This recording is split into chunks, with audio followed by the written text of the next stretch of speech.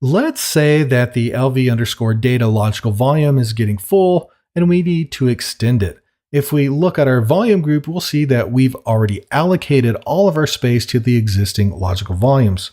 So we'll run VGS and we get V free equals 0. In this particular case, we need to extend the volume group itself before we can extend the logical volume within that volume group. So let's repeat our initial process of looking for disks with the LVM disk scan command. So we already know dev SDA is taken. We just used dev SDB and it actually says, hey, this is an LVM physical volume that's in use. So it looks like we have SDC, D, and E available. So let's use SDC and let's PV create that.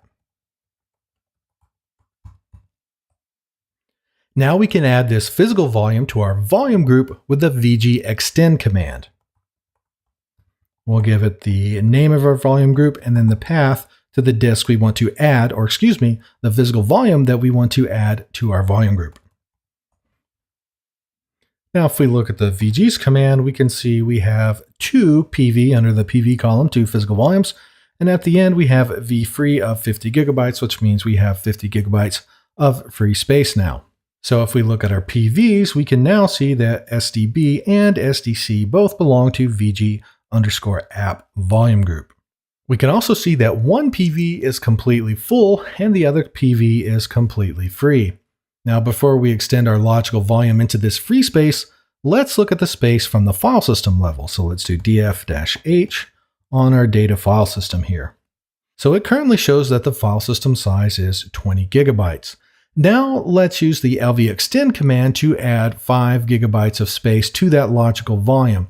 In addition to increasing the size of the logical volume, we also need to grow the file system on that logical volume to fill up this new space.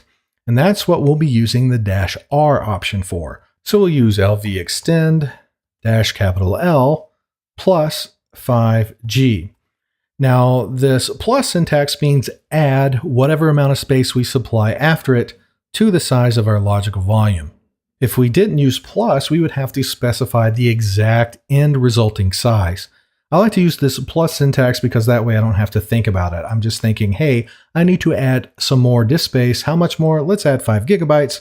So I'll just use plus 5G. It's pretty simple that way. Like I stated just a second ago, we need the -R option to perform the resize of the file system that resides on that logical volume.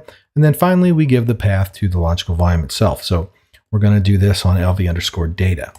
So if we read the resulting message, it says the logical volume was changed from 20 gigabytes in size to 25 gigabytes in size. And it actually shows the number of extents that it needed to do that. And then right below that, you see where the file system itself was extended. So now let's look at the LVs command here. And we see that the logical volume size did in fact increase by 5 gigabytes. So let's actually look at this at the file system level, df-h of data.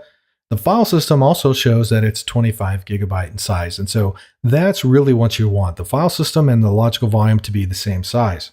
By the way, if you forget to make LV extend perform the resize of the file system with the -R option, you'll have to do that after the fact. So let me just demonstrate that. It's a very easy and common mistake to make. So let's do this again. We'll use our LV extend command, but this time we'll leave off the -R option. So we're adding another 5 gigabytes to this logical volume. So it says it went from 25 to 30 gigabytes. We can confirm with the LVS command, and it does show 30 gigabytes in size there. However, if we look at it from the file system's perspective, it's going to be what it was, 25 gigabytes. The file system didn't change, just the logical volume. To fix this, you'll have to use a resize tool for the specific file system that you're working with. For ext file systems, that tool is resize2fs. And we just give it the path to the underlying device, which is a logical volume here in our case. So we'll just use resize 2fs and then our path here. Now let's look at the file system layer here. Now the file system has caught up to the size of our logical volume. It's showing 30 gigabytes. Let's look at the map for this particular logical volume. Let's use LV display-m for map, and then we can just isolate one logical volume by providing its path here.